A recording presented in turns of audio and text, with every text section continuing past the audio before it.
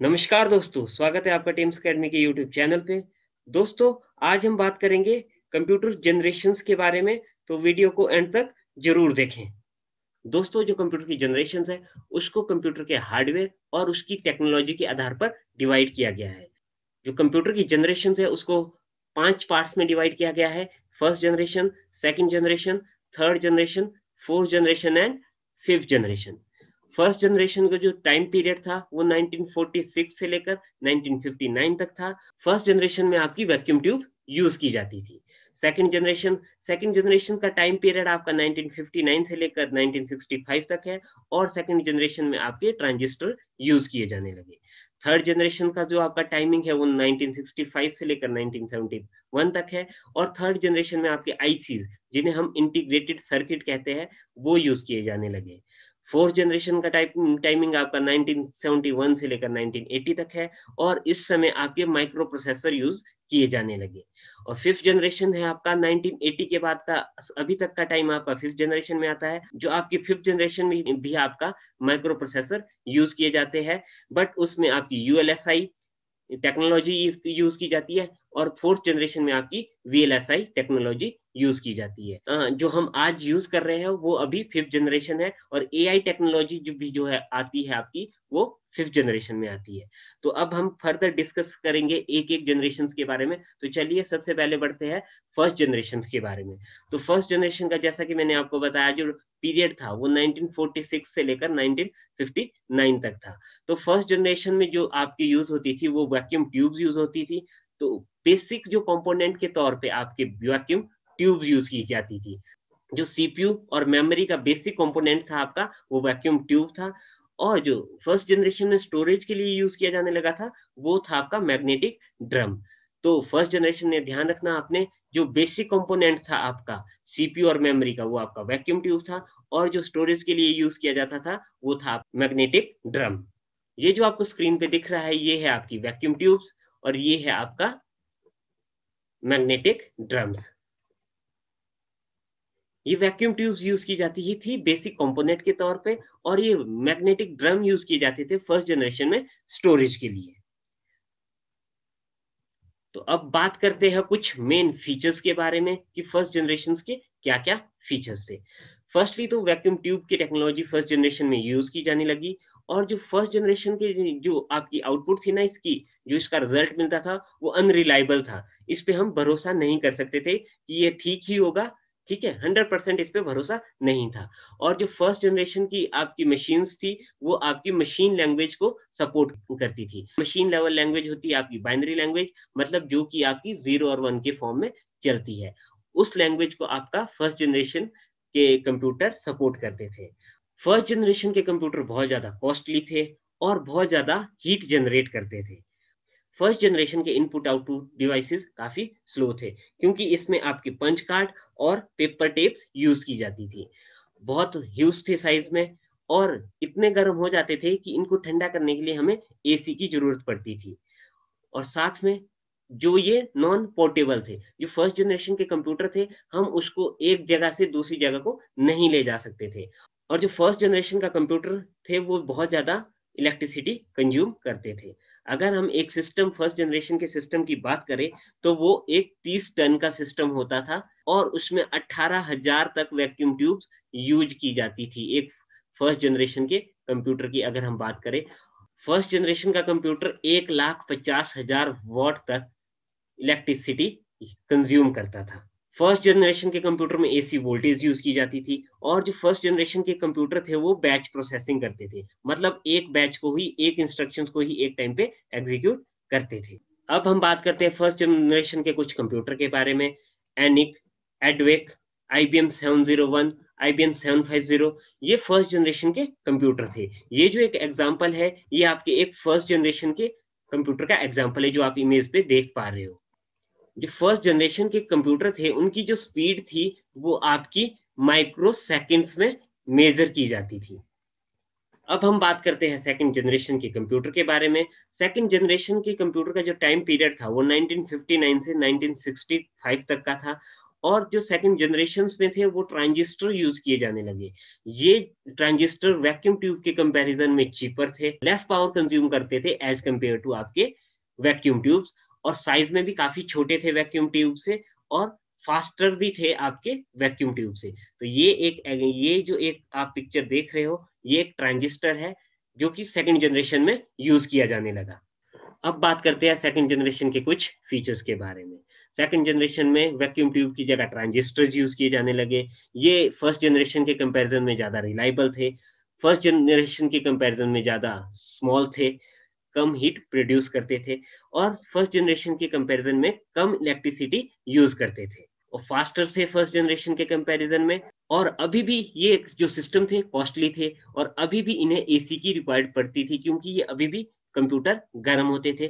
Magnetic core as a primary use की जाती थी, और मैग्नेटिक टेप और मैग्नेटिक डिस्क का यूज किया जाता था सेकेंडरी स्टोरेज के लिए। और जो सेकंड जनरेशन के कंप्यूटर थे वो असेंबली लेवल लैंग्वेज और मशीन लेवल लैंग्वेज दोनों को समझते थे, और सेकंड जनरेशन में ही आपकी फोर्ट्रॉन 1 और कोबोल लैंग्वेज यूज की जाती थी।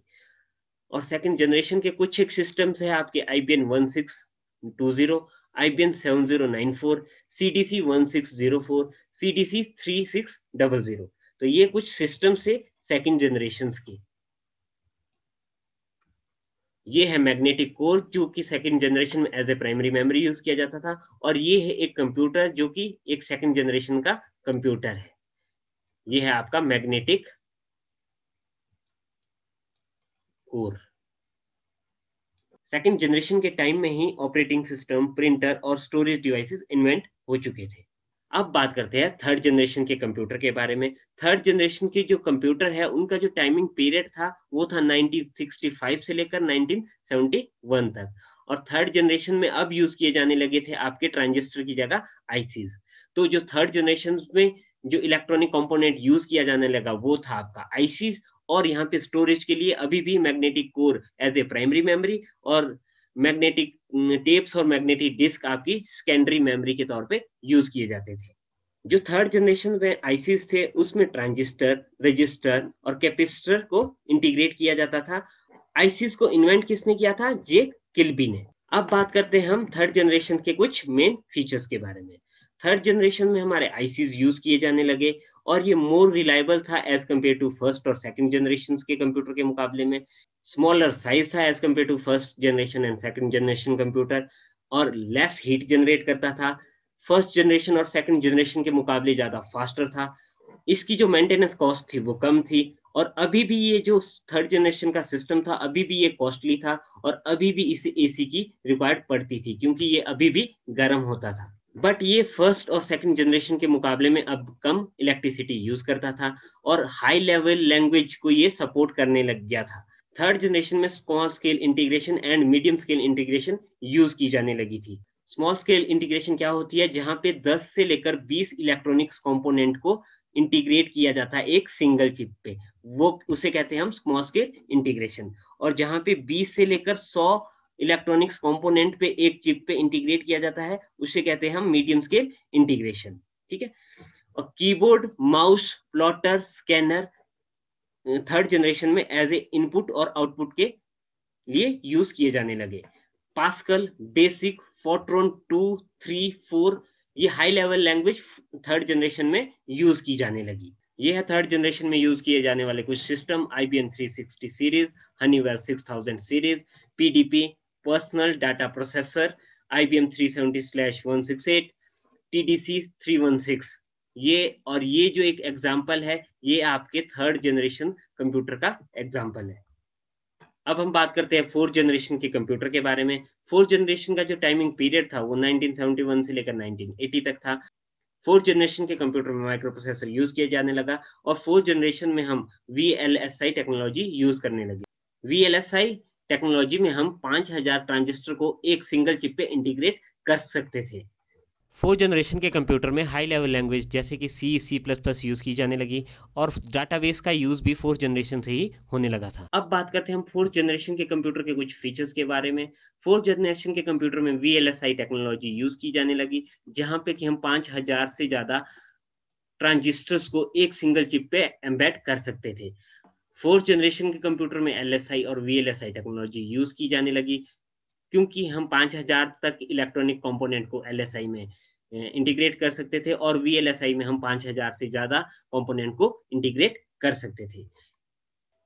और फोर्थ जनरेशन की जो कंप्यूटर है वो काफी सस्ते हो गए थे और एक जगह से दूसरी जगह को हम उसको पोर्ट कर सकते थे, इसलिए वो पोर्टेबल थे और ज्यादा रिलायबल भी थे as compare to first, second and third generation. Actually fourth generation of computer में क्या हुआ था, जो आपका सेकेंडरी स्टोरेज था वो अब कंप्यूटर के अंदर ही आने लगा, जैसे कि आपका हार्ड ड्राइव वगैरह वो अब कंप्यूटर के अंदर ही आने लगी। तो उससे क्या हुआ, पर्सनल कंप्यूटर बने। अब जो फोर्थ जनरेशन के कंप्यूटर थे वो काफी छोटे थे और अब इतने गर्म नहीं होते थे कि इनको एसी की जरूरत पड़े।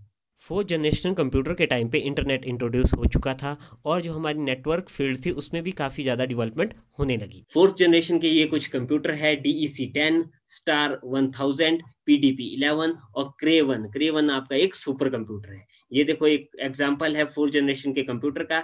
ये एक आपका पर्सनल कंप्यूटर है जो कि आप घरों में यूज करने लगे।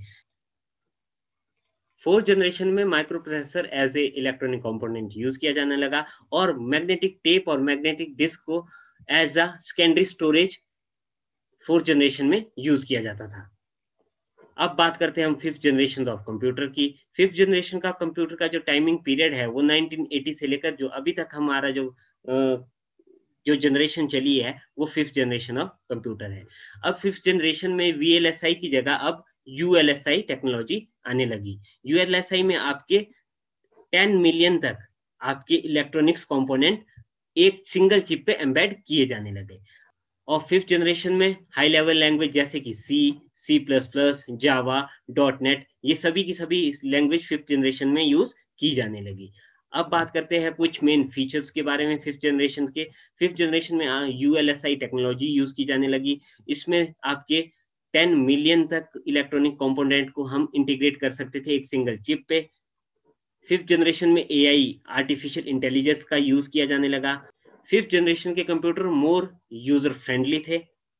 फिफ्थ जनरेशन को जो कंप्यूटर थे वो बहुत पावरफुल थे और सस्ते भी थे।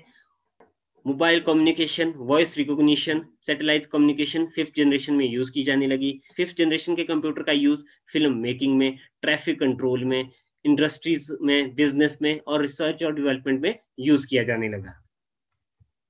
अब हमारे फिफ्थ जनरेशन के जो कंप्यूटर है जैसे कि डेस्कटॉप है, लैपटॉप है, नोटबुक है, अल्ट्राबुक है, क्रोमबुक है, ये सारे के सारे फिफ्थ जनरेशन के कंप्यूटर के एग्जाम्पल है। फिफ्थ जनरेशन में आर्टिफिशियल इंटेलिजेंस यूज किए जाने लगे और जो आर्टिफिशियल इंटेलिजेंस का बेस्ट एग्जाम्पल है वो हमारा रोबोटिक्स है। अब देखते हैं थोड़ा सा एक छोटा सा रिकैप इसके बारे में। तो सबसे पहले बात करते हैं फर्स्ट जनरेशन के कंप्यूटर के बारे में। फर्स्ट जनरेशन में vacuum tubes as a electronics component use किए जाने लगे और स्टोरेज के लिए मैग्नेटिक ड्रम यूज किए जाने लगे। बात करते हैं सेकंड जनरेशन की। सेकंड जनरेशन में transistor as a electronics component use किए जाने लगे और magnetic core as a primary memory और मैग्नेटिक टेप और magnetic disk as a secondary memory use की जाने लगी। थर्ड जनरेशन में आईसीज यूज किए जाने लगे जहां पे कि बहुत सारे इलेक्ट्रॉनिक्स कंपोनेंट को एक सिंगल चिप पे इंटीग्रेट किया जाने लगा। और थर्ड जनरेशन में प्राइम इलेक्ट्रॉनिक कंपोनेंट के तौर पे आईसीज यूज की जाने लगी और प्राइमरी मेमोरी के लिए अभी भी मैग्नेटिक कोर और सेकेंडरी मेमोरी पे मैग्नेटिक टेप और मैग्नेटिक डिस्क का यूज किया जाने लगा। और थर्ड जनरेशन में एसएसआई और एमएसआई टेक्नोलॉजी यूज की जाने लगी इंटीग्रेशन के लिए। एसएसआई में 20 इलेक्ट्रॉनिक्स कंपोनेंट तक हम एक सिंगल चिप पे इंटीग्रेट कर सकते थे और एमएसआई में हम 20 से लेकर 100 इलेक्ट्रॉनिक्स कंपोनेंट्स को एक सिंगल चिप पे इंटीग्रेट कर सकते थे। अब बात करते हैं फोर्थ जनरेशन के कंप्यूटर के बारे में। फोर्थ जनरेशन में माइक्रो प्रोसेसर यूज किया जाने लगा एज एन इलेक्ट्रॉनिक कंपोनेंट, जहां पे कि हम एक माइक्रो प्रोसेसर पे काफी ज्यादा आईसीज को इंटीग्रेट कर सकते थे और as a electronics component microprocessor use किया जाने लगा। और फोर्थ जनरेशन में प्राइमरी मेमोरी के तौर पे सेमीकंडक्टर मेमोरी जैसे कि रैम और रोम का यूज किया जाने लगा और अभी भी यहाँ पे सेकेंडरी मेमोरी के लिए मैग्नेटिक टेप और मैग्नेटिक डिस्क का यूज किया जाता था। फोर्थ जनरेशन के लिए एलएसआई और वीएलएसआई टेक्नोलॉजी यूज की जाने लगी इंटीग्रेशन के लिए। एलएसआई में हम 5000 तक इलेक्ट्रॉनिक्स कंपोनेंट को एक सिंगल चिप पे इंटीग्रेट कर सकते थे और VLSI में हम 5000 से ज्यादा कंपोनेंट्स को एक सिंगल चिप पे इंटीग्रेट कर सकते थे। अब बात करते हैं 5th जनरेशन के कंप्यूटर के बारे में। 5th जनरेशन में माइक्रो प्रोसेसर चिप ही यूज की जाने लगी, बट यहाँ पे अब ULSI टेक्नोलॉजी यूज की जाने लगी। अल्ट्रा लार्ज स्केल इंटीग्रेशन, यहाँ पे एक सिंगल चिप पे 10 मिलियन तक इलेक्ट्रॉनिक्स कंपोनेंट्स को इंटीग्रेट कर सकते थे। और 5th जनरेशन में अभी भी semiconductor memory as a primary memory जैसे कि रैम रोम यूज की जाने लगे। अब यहाँ पे सेकेंडरी पे ऑप्टिकल डिस्क और मैग्नेटिक टेप, मैग्नेटिक डिस्क के साथ साथ SSD भी यूज की जाने लगी, जिसे कि हम कहते हैं सॉलिड स्टेट ड्राइव, जैसे pen drive, flash card, memory card वगैरह इस 5th जनरेशन में यूज किए जाने लगे। तो दोस्तों, कैसा लगा आपको हमारा ये वीडियो, हमें कमेंट करके जरूर बताएं। अगर आपको ये वीडियो पसंद आया तो उसे लाइक कीजिए, शेयर कीजिए और हमारे चैनल को सब्सक्राइब कीजिए। धन्यवाद।